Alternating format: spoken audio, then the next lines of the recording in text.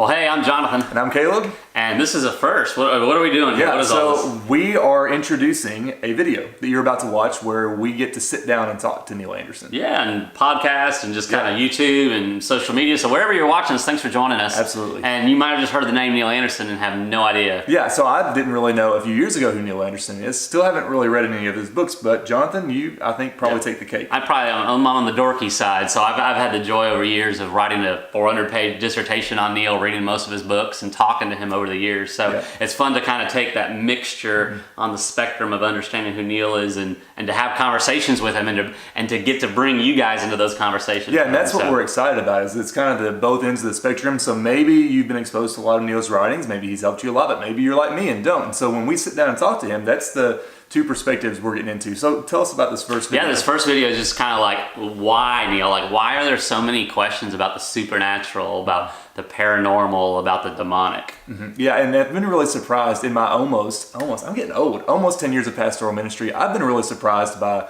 how many people have those questions but are so afraid to ask because they think that it's going to be really weird and people are going to think they're crazy. He's been pastoring since he was 12. 22 now. Yeah. So anyhow, no, but ghosts, paranormal activities, the TV shows, the movies, haunted houses, mediums, psychics, all of that. There's just so much spiritism nowadays, and the question is why. So we hope you'll enjoy this little section here with Neil, and then keep with us after. We're going to talk a little bit about it. Yep, enjoy. So we've been talking a little bit. I kind of got to heart all these questions coming to me pastorally about strange things, paranormal stuff, demonic stuff, what's what. Why do you think people have so many questions nowadays about this topic? Well, I think that there's a deep realization that the natural world, the scientific world that's presented to them, isn't explaining all of the reality that they're struggling with in their own personal life. And so there's always something out there. Even Einstein would say there's something out there. And we all are aware of that. But we have no defining terms for it. We can't get our hand on it because it really lies outside the natural forms of perception. And so, but we know it's there. And so there's a curiousness about it. And that lure of knowledge and power, which I wrote about years ago in The Bondage Breaker, is still there. It's always been there. There's always been that curious factor. What's going to happen tomorrow? And so almost all of this is dealing with somehow reading your mind or somehow or another what's going to happen in the future. And I said, why do you want to know? So you can prepare for it, I suppose. Maybe some are thinking that way. And if you think about it, precognition, to know before time, that lure of knowledge and power, knowledge is power. If you had knowledge about tomorrow, if you knew what was going to happen tomorrow, you'd be a millionaire in a day. Just go to the racetrack. You'd know what horse is going to win. You wouldn't, but God hasn't allowed us to have that. It's really take one day at a time for ourselves and trust God for tomorrow and be a responsible person today.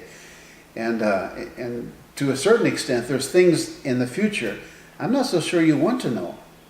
I'm not sure if you have that kind of wisdom and knowledge that you would take a responsible course of action today. So that has always been there, the curiosity of that. I wonder what's going to happen next. And it traps a lot of people. And they will read their astrological sign, or they will have palms read or Ouija board, and because they kind of want to know. And yet, to be honest with you, there's no way that you can know precisely the future unless you are God. There's no way you can know.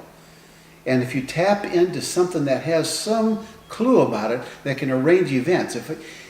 You look at prophecy, which is really unique, because the only way that a truly prophetic message can come about is you have to tap into some kind of power that can make that happen. God's prophecy, a true prophet, is always right, because God can make it happen. But the occult can't. Satan can't. He can do a lot. He can manipulate people. He can deceive people and get them to do certain things. So all your psychics and all your paranormal and all that kind of stuff have an element of supernatural to it, because you're tying into some kind of a power, the God of this world, who can manipulate people to bring about certain events, but never perfectly and never all events. And so, but there's enough there to trap people. Think again? Do the hand thing again. We're still working on this. In fact, we have notes sitting right out of frame of camera. But what'd you think? Man, I thought one thing that stood out that he said, there's something out there. And as soon as he said that, it just made me think of, like a Psalm 19:1, the heavens declare the glory of God, or a Romans 1:19, just that what can be known about God is plain, that like his power, his divine presence, like it's out there. That we know something is out there, in terms of God at least, in the creation. Yeah, and I thought another kind of interesting point that he made was, like, even if we could know the future, would we want to know the future? I mean, like, I'm thinking of movies that I watched growing up. Like, I think it was like The Time Traveler's Wife, even Back to the Future. Like, we all know, and it comes out in our cultural movies, that knowing the future does not work well for us, because it would cause us to know things that are beyond not only our comprehension, but know things that are beyond what are even good for our sanity. Yeah. Well, I mean, as you're saying that, made me think of like God taking the Israelites on the Exodus out of Egypt. Like, they weren't ready for the battles ahead. He had to prepare them and give them the faith for that. Yeah. So I think sometimes that whole not letting us know the future is for our own good. Yeah. And so we hope that you found this first video helpful. And I think maybe the first encouragement I would have, and maybe you have an encouragement too, would just be, don't think that you're crazy if you have these questions. If you've had experiences where you've seen or you've heard or whatever, these weird kind of things, know that there's a really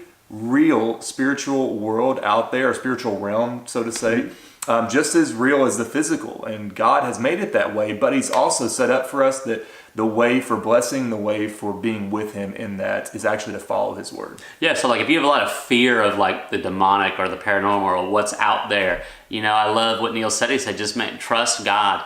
Trust God for tomorrow. Be faithful today. And so, and maybe you have a lot of fear and anxiety just over the future. Maybe it's not just the demonic or something like that. It's just, I'm worried. I love, maybe a good finisher is James 4, verse 13. God says, you don't know what tomorrow's going to bring. So pray in a way. It just says, well, if the Lord wills, like you trust the Lord with it, but then be faithful. Verse 17, if you know the right thing today to do, do it. Because if you don't, it's sin. So just be faithful today. So we hope this is encouraging to you, and we hope you'll join us on our future videos and podcasts as well. Make sure if you're watching this on Facebook to go ahead and like the page, and if you're watching it on YouTube, make sure to hit subscribe and like.